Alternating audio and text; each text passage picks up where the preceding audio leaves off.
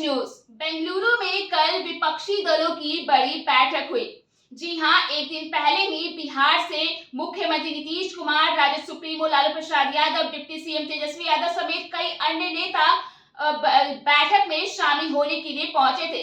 लेकिन कल जैसे ही बड़ी बैठक समाप्त हुई, उसके बाद बिना प्रेस कॉन्फ्रेंस में शामिल हुए ही नीतीश कुमार, लालू यादव और तेजस्वी यादव वहां से पटना के लिए रवाना हो गए, जिसके बाद से गहमा गहमी तेज हो गई है। वहीं अब बड़ा सवाल ये खड़ा हो रहा है कि आखिर बेंगलुरु में विपक्षी दलों की जो बैठक हुई उसका बिहार की सियासत में क्या कुछ प्रभाव पड़ेगा। तो इस बारे में ज्यादा जानकारी देने के लिए हमारे साथ मौजूद है हमारे संवाददाता चंद्रमोहन। तो चंद्रमोहन, आपको क्या लगता है कि जो बेंगलुरु में बैठक हुई उसका बिहार की सियासत में क्या कुछ असर देखने के लिए मिल सकता है? प्रीति, सबसे पहले बता दें कि नीतीश कुमार जो कल बाहर निकले प्रेस कॉन्फ्रेंस से, या लालू प्रसाद यादव या तेजस्वी यादव जो बिहार लौट कर आ गए, प्रेस कॉन्फ्रेंस में शामिल नहीं थे, मौजूद नहीं थे। तो ये जरूरी नहीं है कि नीतीश कुमार का वहां प्रेस कॉन्फ्रेंस में रहना बहुत जरूरी था, लालू प्रसाद यादव का रहना बहुत जरूरी था। और नीतीश कुमार को लेकर जो सवाल खड़े हो रहे हैं कि मन मुताबिक काम नहीं हुआ तो ये आ गए, बिहार लौट आए, ऐसी कोई बात नहीं है। संयोजक नहीं जो इंडिया गठबंधन बना है वो नीतीश कुमार के, समझिए कि भरसक जो उनका प्रयास था, जो उन्होंने कोशिश करी थी, उसका नतीजा है कि आज इंडिया गठबंधन बना है। और नाम भी ऐसा दिया गया है कि जो विपक्ष के लोग हैं उस पर कमेंट तक नहीं कर पा रहे हैं। तो सोचिए कि नामकरण कितना मजबूत है इसका। और रही बात नीतीश कुमार की, तो हर बात आकर प्रेस में कह देना या हर बात मीडिया के सामने रखना जरूरी नहीं है। वो मुख्यमंत्री हैं, नहीं रखे इसमें उनकी आपसी आपस में कुछ रहा होगा, नहीं रखे हैं। लेकिन गठबंधन में सब कुछ ठीक है और गठबंधन में शामिल जितने भी लोग हैं वो फूंक फूंक कर कदम उठा रहे हैं। एक एक कदम बहुत सूझबूझ से इस गठबंधन में उठाया जा रहा है। पहले ये बोला जा रहा था कि पटना में लोग आएंगे तो बहुत सारे लोग यहाँ से चाय की चुस्की लेंगे और निकल जाएंगे, ब्रेड पकौड़ा खाएंगे, निकल जाएंगे, तरह तरह का बयान हो रहा था। फिर जब पटना में बैठक खत्म हुई तो फिर बेंगलुरु में जब बैठक हो रही थी तो उसको लेकर भी तरह तरह के सवाल खड़े किए जा रहे थे। तो आपको मैं ये भी बता दूं, बेंगलुरु में जो बैठक हुई है वो नीतीश कुमार के कहने पर ही वहां पे बैठक हुई है। ये नीतीश कुमार ही इसमें प्रस्ताव दिए थे कि बेंगलुरु में बैठक हो, तो बेंगलुरु में बैठक नीतीश कुमार के कहने पर ही वहां पे रखी गई थी।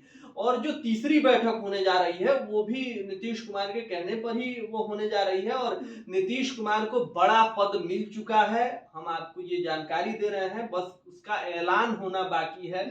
जो कमेटी तैयार हो रही है, जो कांग्रेस के राष्ट्रीय अध्यक्ष मल्लिकार्जुन खड़गे हैं, जो कह रहे थे कि बहुत जल्द जो अगली मीटिंग होगी उसमें कमेटी का संयोजक वगैरह का भी चयन कर लिया जाएगा। तो नीतीश कुमार को बड़ी जिम्मेदारी मिल चुकी है और इसका ऐलान होना बस एक महज औपचारिकता जो है वो बाकी है। तो नीतीश कुमार कहीं से भी इस गठबंधन से नाराज नहीं है और जिस तरह का सवाल खड़ा किया जा रहा है वो लाजमी है, सवाल खड़ा होगा ही, क्योंकि नीतीश कुमार और लालू प्रसाद यादव का ही आज नेतृत्व है कि पूरे देश में इंडिया जैसा गठबंधन खड़ा है और उसका तोड़ ढूंढने से भी नहीं मिल पा रहा है। आप आज तक नहीं सुनी होंगी कि एनडीए घटक दलों की कभी बैठक हुई है।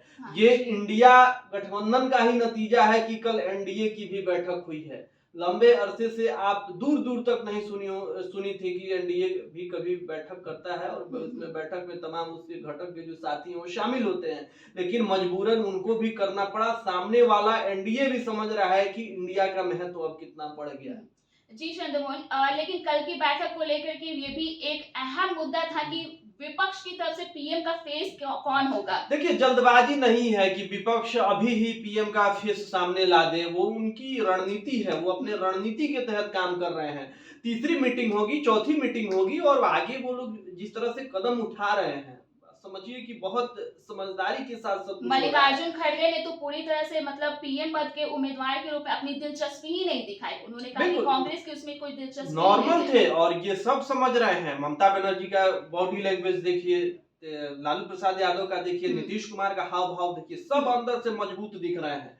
कोई कमजोर नहीं है और सब कुर्बानी देने के लिए तैयार हैं। ये नहीं है कि एक कुर्बानी दे रहा है और दूसरा कुर्बानी नहीं दे रहा है, ऐसी बात नहीं है। सारी पार्टियां यहाँ पे कुर्बानी दे रही है और खास करके कांग्रेस पार्टी भी इस बार जितने भी उसके साथी हैं उनके साथ कदम से कदम मिलाकर चलना चाहती है और उनकी मजबूरी भी है। और इसी का नतीजा है कि ये गठबंधन जो बना है इंडिया, वो बहुत बारीकी के साथ आगे बढ़ रहा है और बहुत सूझबूझ के साथ जितने भी नेता हैं उसमें कदम से कदम मिलाकर चल रहे हैं। तो चंद्रमोहन, इन सारी गतिविधियों को देखते हुए सवाल तो अभी भी यही पैदा होता है कि आखिर बिहार की सियासत पे इसका क्या प्रभाव पड़ेगा? देखिए, बिहार में अभी कुछ खास प्रभाव पड़ने वाला नहीं है। बिहार में जैसे सरकार चल रही है वैसे ही सरकार चलती रहेगी और नीतीश कुमार की जो भूमिका थी वो बहुत बड़ी हो चुकी है और आने वाले दिनों में जो बिहार की राजनीति है सबकी निगाहें इसी पर टिकी रहने वाली है और जो भी राजनीति का केंद्र होगा बिहार होगा। जी, तो धन्यवाद चंद्रमोहन। तो कुल मिलाकर देखा जाए तो अब तक बिहार की सियासत में मतलब ऐसा कहा जा सकता है कि किसी तरह का नेगेटिव प्रभाव नहीं पड़ा है। हालांकि नीतीश कुमार कल जल्द ही बिना प्रेस कॉन्फ्रेंस में शामिल हुए ही निकल गए, लेकिन उसके मायने गलत नहीं निकाले जा सकते। हालांकि जो पीएम का फेस है या फिर यूपीए के संयोजक कौन बनाए जा सकते हैं, इस पर अब लोगों की, जितने भी लोग हैं या फिर विपक्षी, मतलब बिहार में जो विपक्षी पार्टियां हैं उनकी नजरें टिकी हुई है और ऐसा कयास लगाया जा रहा है कि जो अगली बैठक जो कि मुंबई में होने वाली है उसमें कयास लगाया जा रहे हैं कि यूपीए के संयोजक या फिर उसके साथ ही पीएम का जो फेस है उस पर फैसला लिया जा सकता है। तो बिहार झारखंड से जुड़े ऐसे ही तमाम अपडेट्स के लिए आप बने रहे दर्श न्यूज के साथ। अगर आपने अभी तक हमारे यूट्यूब चैनल को सब्सक्राइब नहीं किया है तो इसे जल्द सब्सक्राइब कर दें। इसके साथ ही हम ट्विटर, इंस्टाग्राम और फेसबुक पर भी उपलब्ध है, तो वहां पे भी जाकर आप हमारे चैनल को फॉलो कर सकते हैं।